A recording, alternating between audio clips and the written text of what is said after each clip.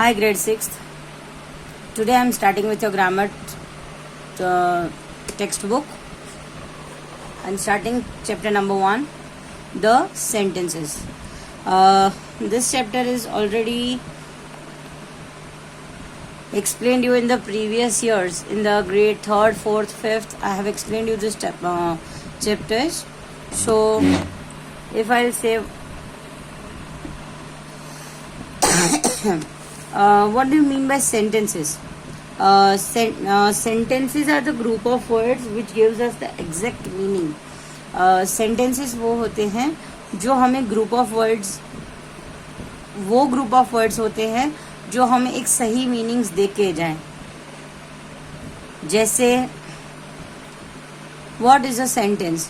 Read the group of words in the table below and compare those column A with the ones in the column B.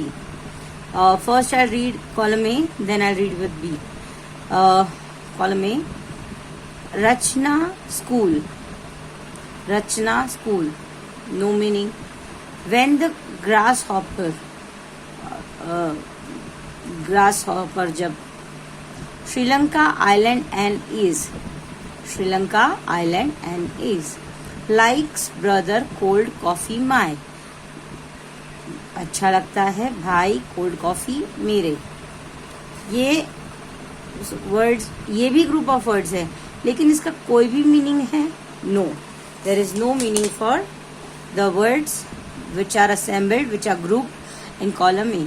But sentence in the column B, Sri Lanka is an island. Sri Lanka एक island है.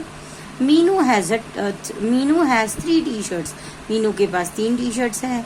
My brother likes cold coffee. मेरे भाई को cold coffee अच्छी लगती है. Where is Nagaland. Nagaland कहाँ है? ये भी ग्रुप ऑफ वर्ड्स है, लेकिन ये ग्रुप ऑफ वर्ड्स ऐसे हैं जो हमें समझ में आ रहे हैं. Right? Now all 4 group of words in the column A are meaningless. ये जो चारों है वो meaningless है. But all the group of words in the column B make sense. लेकिन ये चारों ऐसे हैं जो कोई हमें मीनिंग दे रहे हैं या फिर वो चीजें हमें समझ में आ रही है. They are sentences. Column B में जो है वो sentences है. A sentence is a group of words that makes complete sense.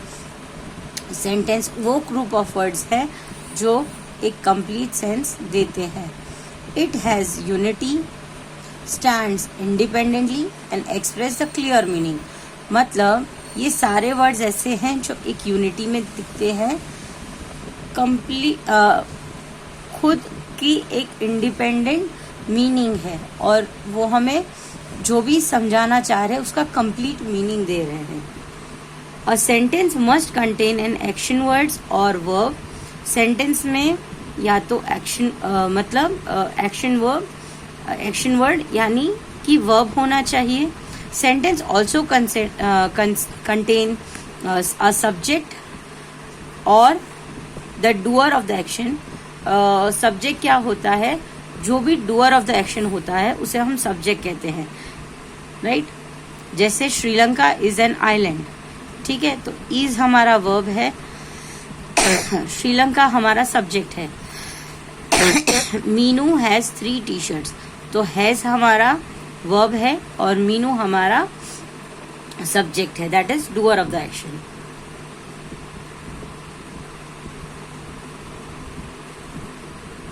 Some sentence includes an object, that is the person और things that undergone the action. मतलब जैसे Meenu has 3 T-shirts. यहाँ 3 T-shirts जो है वो हमारा ऑब्जेक्ट है. My mother likes cold coffee. तो कोल्ड कॉफी जो है वो हमारा ऑब्जेक्ट है. राइट? जिससे हमें समझ में आता है कि ये किस चीज के बारे में बात हो रही है.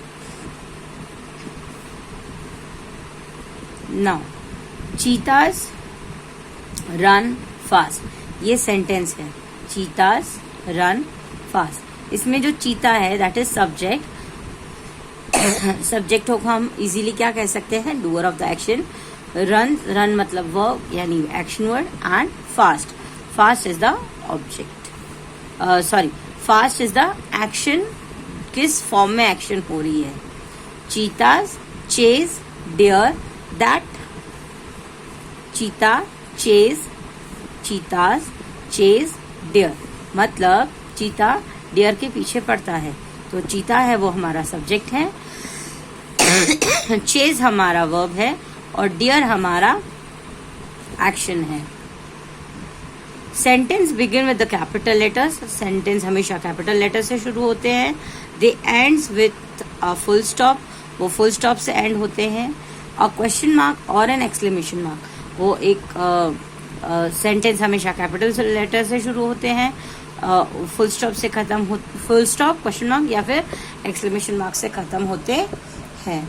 Now exercise 1, tick the group of the words that are sentences and cross out the ones which are not. हमें उस ग्रुप ऑफ वर्ड्स को टिक करना है जो सेंटेंसेस हैं और उसे क्रॉस करना है जो सेंटेंसेस नहीं है. Swimming is a good exercise, yes this is the sentence. Mylapore, Chennai is in, no this is not a sentence. Plastic cups, no this is not the sentence. Grace is 17 years old, yes this is the sentence. Now into the tub, no this is not the sentence.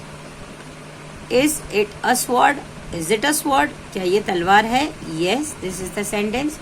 Wet and green lawn, no this is not the sentence. Far away from Neelam's house, no this is not the sentence. Light paperweight, no this is not the sentence. One of the Shankuram's parrot is dead, Shankuram's का एक parrot मर गया, yes this is the sentence. Now I'll start with the exercise 2. मैंने यहाँ पे sentences यहाँ लिखने की कोशिश की थी लेकिन यहाँ पे जगह कम है. So what we'll do is this type of exercise will complete in notebook. You will make a notebook. आपको notebooks दी गई है and you will write question and answer in the notebook. ठीक है. Now मैंने सिर्फ answers लिखे हैं. You will write both.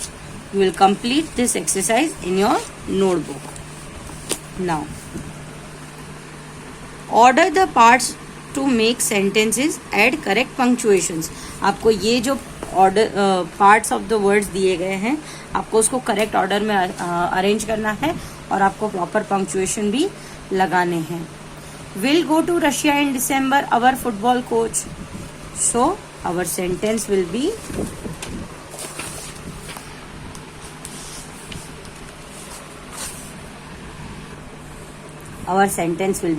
our football coach will go to Russia in December, full stop. The TV who turned off, so the answer will be who turned off the TV, question mark. As I am asking the question who turned off the TV, it will be the question mark. The girl is Amisha riding the yellow bicycle. So the answer is the girl riding the yellow bicycle is Amisha, full stop. Number 4. The crystal vase who brought on the shelf. So the answer is who brought the crystal vase on the shelf, question mark. To fix the fan tomorrow in the bedroom, call the electrician.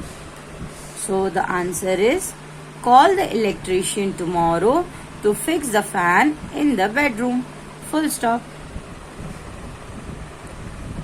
Number 6. This statue 400 years old of a dancing woman is.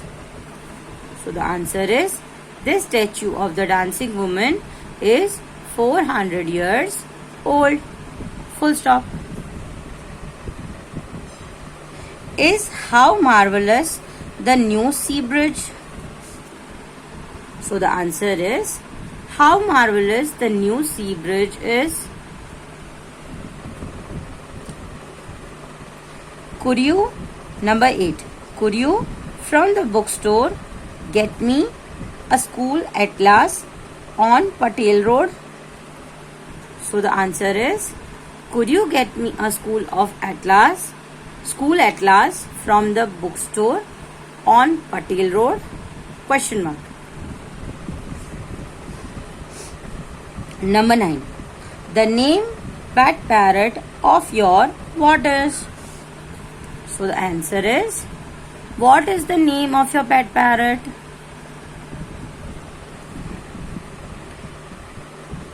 Number 10. Below 12 in the magic show, children not allowed are. And the answer is, children below 12 are not allowed in the magic show. Full stop. So, hope this is clear to you all. With this, we have completed exercise 1 and 2, and you will complete this exercise in your notebook. Exercise 1 you can complete in your textbook, and exercise 2 you will write in your notebook with these questions and answers. So, hope this is clear to you all. With this, I'll end this class. Goodbye everyone. Goodbye for the day. Bye.